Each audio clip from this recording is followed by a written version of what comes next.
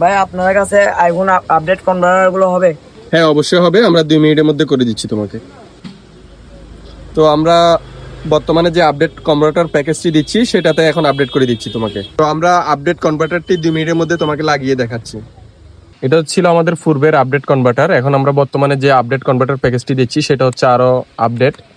তো আমরা এখন আপডেট করে ওকে একটি নতুন কনভার্টার লাগিয়ে দিচ্ছি। এটা হচ্ছে নতুন কনভার্টার কম্বোটি। তো আমরা এটা এখন লাগিয়ে দেখাবো আপনার।